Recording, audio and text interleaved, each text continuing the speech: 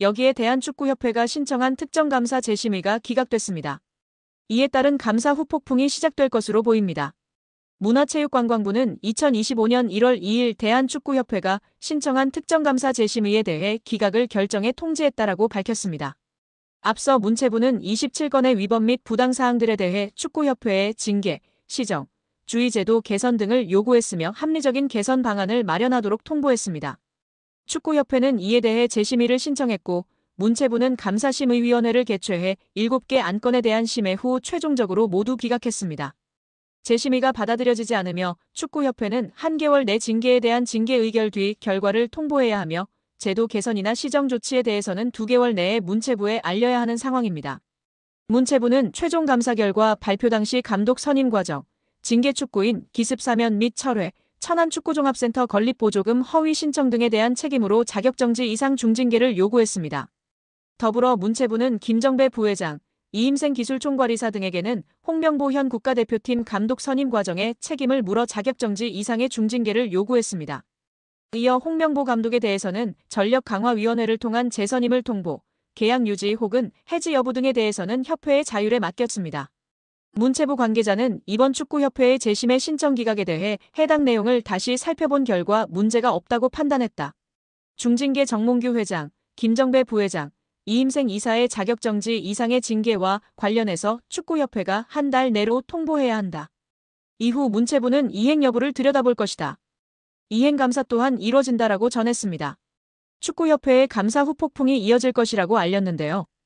문체부 관계자는 축구협회의 대한민국 천안축구종합센터 건립 관련 차입금, 실행과 보조금 집행과 관련해 국고보조금 부정수급이 있었다. 보조금 환수 절차를 밟을 예정이다. 보조금 56억 원 전체가 환수 대상인지 여부 또한 따져 물을 예정이라고 말했습니다. 이어 보조금 환수 절차와 함께 이에 따른 제재 과징금이 내려질 것이다. 과징금은 환수금의 5배이다라며 국가사업에도 배제될 가능성이 있다. 한 해 축구협회에 370억 원의 지원금이 나간다. 횟수가 늘어난다면 축구협회 예산에도 영향이 클 것이라고 덧붙였습니다. 또한 국회 국정감사에서 제기된 HDC 현대산업개발 직원의 부적정한 축구협회 파견 의혹 등에 대한 감사는 여전히 진행 중입니다. 문체부는 해당 감사 또한 곧 공개할 예정이라고 밝혔습니다. 이로 인해 축구계에서는 걱정이 이만저만이 아닌데요. 최악의 상황을 걱정하고 있습니다. 최악의 상황이라 함은 보조금 환수 절차와 함께 이에 따른 제재 과징금이 내려질 것이기 때문입니다. 과징금은 환수금의 5배이기 때문입니다. 이에 더해 축구협회에 지급되던 370억 원의 연간 지원금도 배제될 가능성이 높아지고 있습니다. 이 같은 조치는 재정적으로 궁핍한 축구협회 입장에서는 자칫 파산, 부도의 위기로 내몰릴 수 있다고 판단됩니다. 천안축구센터의 공사는 당연히 큰 차질이 예상되고 직원들의 급여 지급도 원만하지 않을까 걱정이 됩니다. 이번 사태에서 가장 중요한 주체는 바로 축구팬들입니다. 현재 한국 축구는 리그든 A매치든 큰 흥행을 이어가고 있습니다. 그만큼 팬들의 목소리는 한국 축구 전반에 걸쳐 큰 영향을 미칩니다. 팬들이 지속해서 축구협회의 투명성과 책임을 요구할 때 문체부는 국민 여론을 바탕으로 더 강력한 제재의 명분을 얻을 수 있습니다. 피파도 자국 내 여론이 극도로 부정적일 경우 여론을 완전히 외면할 수는 없을 것입니다. 한국 스포츠가 나날이 흥행하는 가운데 팬들은 이들 스포츠의 최종 소비자입니다. 팬들이 없는 현대 스포츠는 상업적으로 성공하기 매우 힘듭니다. 정몽규 회장과 축협은 피파라는 든든한 후원자로 인해 시간을 더 벌게 되었습니다. 문체부는 한 발 물러나 그들이 스스로 개혁할 시간을 주었습니다. 그러나 팬들이 이를 지켜보고 있습니다. 제대로 된 개혁을 보여주든 자신 없으면 포기하든 결론은 나와야 합니다. 그렇다고 문체부의 감사가 맹탕은 아니었습니다. 축구협회의 아픈 곳을 제대로 찌른 부분이 있었으니 천안축구종합센터의 정부 보조금 유용 문제였습니다. 축구협회는 2021년 7월 천안센터 스타디움 건립에 정부 보조금 약 56억 원을 신청했는데 사무공간이 없는 곳으로 신청한 초안과 달리 문체부와 협의 없이 사무공간 건물을 따로 짓는 것으로 추후 계획을 변경한 것으로 드러났습니다. 문체부는 축구협회가 국고 보조금을 사실과 다르게 거짓으로 신청했다고 규정하고 보조금을 환수하는 것은 물론 보조금법에 따라 최대 5배의 과징금을 물릴 방침입니다. 이렇게 되면 축구협회는 최대 300억 원에 이르는 돈을 부담해야 하는 처지가 되는데 천안축구센터 건립을 위해 하나은행과 615억 원 한도의 대출 계약을 약정하는 등 이미 막대한 채무를 지고 있는 축구협회의 재정 상황에서 결코 가볍게 볼 일이 아닙니다. 정 회장이 남은 임기는 물론 사선 연임에 성공하더라도 큰 재정적 부담을 안은 채 축구협회를 운영해야 하는 상황에 몰리게 됩니다. 문체부 고위 관계자는 아직 국고 보조금 관련 어느 정도 과징금이 책정되는지 정확히 결정된 것은 없다. 원금 56억 원 전체를 환수할지 여부부터 심의해야 하는 상황이다라며 과징금의 정확한 규모에 대해서는 여지를 남겼다. 다만 정몽규 회장이 정부의 징계 조치에도 불구하고 사선 도전을 강행한다면 이른바 괘씸죄를 적용해 액수는 커질 수 있다는 전망도 나오고 있습니다. 여기에 신문선 후보는 이날 취재진과 마주해 정몽규 후보는 애초에 자격이 없는 사람이라고 주장했습니다. 신 후보는 정몽규 후보가 협회 정관 제29조 제2항 7호의 후보 결격 사유에 해당한다고 봤습니다. 협회 정관에 따르면 사회적 무례 협회나 대한체육회 및 그 회원단체로부터 징계는 받지 않았지만 임원의 결격 사유에 해당하는 유사행위 등 그 밖에 적당하지 않은 사유가 있는 사람은 협회의 임원이 될 수 없다고 명시돼 있습니다. 신문선 후보는 정 후보가 문화체육관광부에서 발표한 협회 특정감사에서 중징계 문책 요구를 받았다는 사실을 짚으며 정 후보는 대한축구협회장 선거 후보자 자격이 없음을 스스로 인정하고 더 이상 회장 선거가 파행되지 않도록 결단 내려달라 요구한다. 협회는 중앙선관위 위탁이 되지 않는다면 선거가 투명하고 공정한 절차로 진행되도록 축구계가 인정하는 객관적이고 중립적인 인사들로 선관위를 재구성할 것을 요청한다라고 외쳤습니다.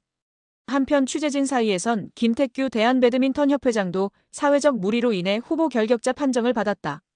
정몽규 회장에게도 같은 판정이 나와야 한다고 보는지라는 질문이 나왔습니다. 이에 신문선 후보는 국민들을 대상으로 누가 더 사회적 무리를 빚었나라는 여론조사를 해보자.